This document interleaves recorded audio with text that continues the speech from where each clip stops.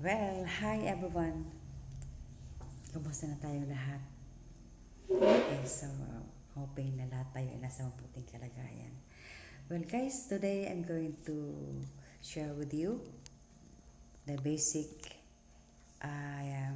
tutorial how to use Canva app. Okay, so now let's start. Okay, sige. So, i-open natin guys. By the way guys, kung hindi nyo pa na-download, wala pa kayong app dyan sa inyong mga cellphone, you can then download it through your Play Store. So, pero pag meron na kayo dyan, then, umpisahan natin. Okay, so ngayon guys, sa tutorial na ito, sundan ako ninyo sa ituturo ko sa inyo pinaka-basic na paggamit ng mga tools dito sa Canva. Okay, so let's start now. Okay, so guys, i-open natin yung ating Canva. This one guys, i-open natin siya. Okay, then open. So yan guys, yung logo ng Canva. Ito ay mayroon 50,000 free ready-to-use templates for your project. So yan guys, yan yung interface ng Canva. Ayan. So makikita mo dyan guys, mayroon dyan iba't ibang templates for your Instagram post, your stories, posters, presentations, logos, phone wallpapers, photo collage, invitations, at marami pang iba. And then, pwede ka rin gumagawa ng flyers, cards, YouTube thumbnails. So, napakadali gumawa ng thumbnails to. Kaya, guys, sana mag-enjoy kayo sa paggamit ng Canva ito. Kaya tuturo ko sa inyo yung pinaka-basic. Guys, ngayon, tingnan nyo guys yung bandang baba ng itong Canva ito, itong page na ito. Diyan sa baba, mayroon dyan yung home. Ito na yung home ng ginagalawan natin. Then, dyan yung designs. Ito na yung mga designs. Pag kinilik mo yung designs, papasok dyan yan yung mga designs na nagawa nyo na sa Canva. The next guys, yan yung mga designs na nagawa ko dito sa Canva. Yung makikita mo dyan yung Canva Pro. Pag sinabing Canva Pro, mayroon dyan yung crown niya, yung symbol niya is crown. So, ibig sabihin, dapat naka-premium ka para magamit mo ibang mga elements or templates na naka-Canva Pro. Pero pag hindi, so, doon lang tayo gagamitin lang natin yung naka-free, no? Okay. Then guys, andyan yung menu, andyan yung nakalagay dyan yung kung ano ginamit nating email address nandyan. So, yan yung mga personal nandyan sa menu yan. Okay. So guys, para ma-demo ko sa inyo kung paano gamitin itong pinaka-basic na kung paano gamitin ang Canva, magta-try tayo ng isang project para makita niyo kung paano ito gamitin. Okay, well guys, so pipili tayo dito sa mga templates na ito, no? Punta tayo sa home. Ayan. So pipili tayo diyan kung anong gusto nating gawing project dito. Halimbawa, itong this one guys. By the way guys, sa templates meron dyan mga free ha. Take note na yung mga free yun lang gagamitin natin o pipili natin kasi hindi tayo naka-premium.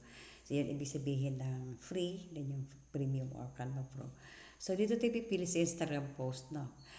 So pipili tayo dyan. Ayan. Marami siya, no? Na pwede pagpilian, no? Pag kinilik mo tong arrow na ito guys, pag kinilik mo tong arrow na yan, this one.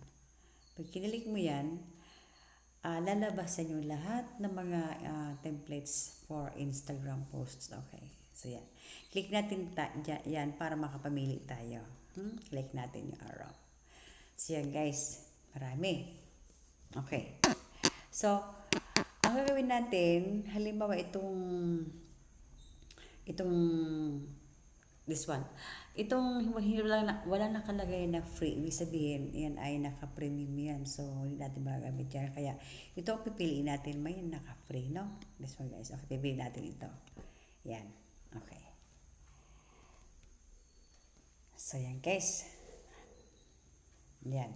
So, nakalagay dyan, a little reminder that you are loved.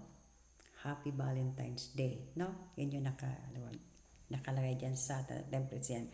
Okay, pag kinlik natin itong lesson guys, itong araw ito, lalabas din yung ano to. Yan. By the way guys, so nakapili na tayo yan. Yan. Ito guys na na-design natin is nag-automatic itong nasi-save ito sa ating automatic si-save yan. So, ang gawin natin, para ma-customize natin siya, gawin natin yung personal touch, mag-click natin yung element. Halimbawa, this one guys, pag kinilik natin itong element na yan, yan, lalabas yan. So, lalabas nito sa baba yung mga tools yan, andyan yung edit. Pag halimbawa inedit natin ito, pwede natin palitan yung text na kung anong gusto natin ilagay. Halimbawa, say for example, i-edit natin ito, papalitan natin ito. So, naka-highlight na siya. So, pwede natin siyang i-edit, i-click, or i-erase o burahin. Okay, yan, ina-edit na natin. So, halimbawa, ang lalagay natin is thank you. Halimbawa, yan. So, magta-type na tayo dyan sa portion na yan ng the word thank you. Or say, thinking of you. Something like that. Thinking of you. Yan. So, yan yung message natin. Happy Valentine's Day. So, ngayon guys, itong word na ito, itong message na to, pwede natin itong i-edit ulit. Balik tayo dito sa ating tools. Pwede natin palitan niya ng font. Makikita mo yan guys sa baba. Andyan yung edit, delete, duplicate, then ungroup, font. Itong font pwede natin siyang palitan ng font. Halimbawa, font palitan natin. So, dito guys sa font, mayroon dito mga premium. So, pipiliin lang natin yung naka-free, no? Free lang para magamit natin. Halimbawa, this one guys. Pili tayo ng font na maganda doon. Okay. This one guys. Halimbawa, libre Baskerville. Okay, this one. So, yan guys yung kanyang font. Yung font na kanina, napalitan siya kaagad, automatic na mapalit yan. Okay, so yan. The next guys, halimbawa naman, gusto natin magpalit, alisin natin itong flower na to, papalitan natin siya. Paano naman natin gagawin yan? Okay, so, gagawin natin, kiklik lang natin siya. Click natin to mga elements na yan, yan. Then, just click delete. Yan. Isa-isa mali-delete yan. Okay. So, assuming na gusto natin maglagay ng ibang element. So, ang gagawin natin, i-click natin itong plus sign. This one, guys. Itong plus sign na yan, i-click natin yan. No?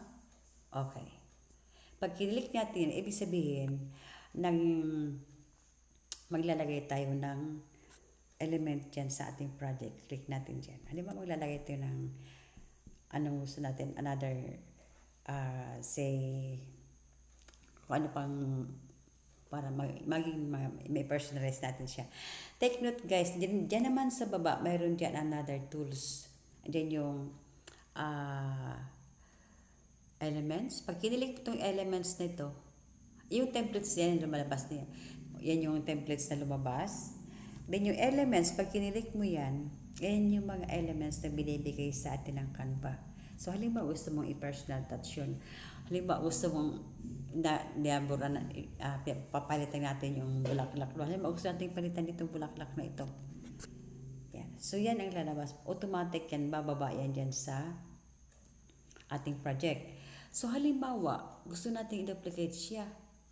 So, ang gagawin natin, i-click naman natin itong um, yan duplicate. Para ma-duplicate yung flower na yan. Yan. Duplicate. So, nadoble na siya. Yan. So, ang gagawin mo, yung kung paano mo naman ito i-move, idadrag mo lang siya. Drag this one. Idadrag mo siya kung saan mo gustong i-posisyon. Then, take note guys, na ito ay pwede mong paliitin din yan. Ito. Idadrag mo lang yung corner na yan, yung bilog na yan, para lumiit siya. Then, pwede mo na siya i-posisyon kung saan mo siya gustong ilagay. Okay. So, yan yung tools na nagagamit natin. The next guys,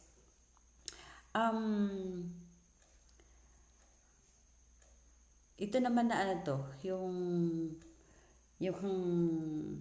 thinking of you on Valentine's Day.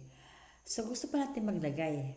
So, ibig sabihin, mabalik pa tayo dito sa plus sign. Kiklik ulit natin siya.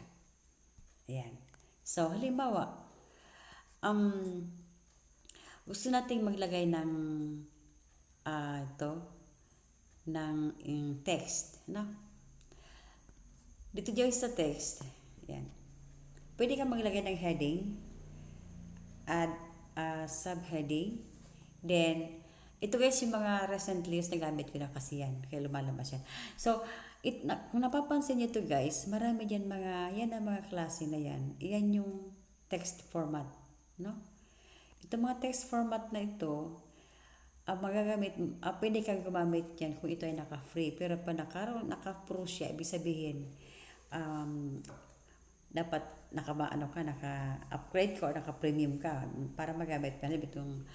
Halimbawa itong beach place. So, hindi mo magamit yan kung ikaw ay naka-free lang o regular ka lang na user.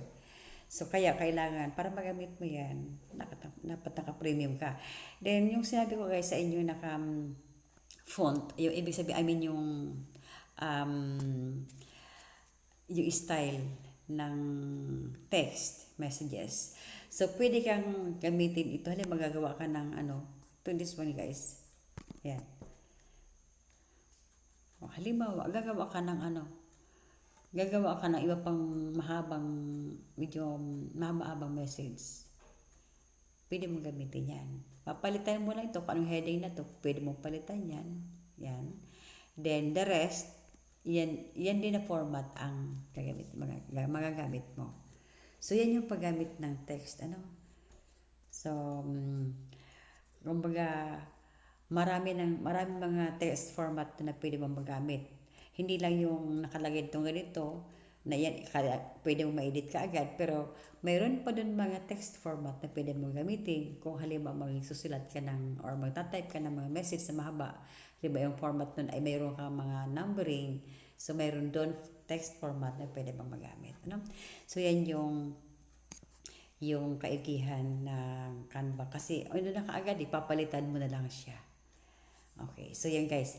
So ngayon guys, i-assume naman natin na ito ay natapos natin yung project. Okay.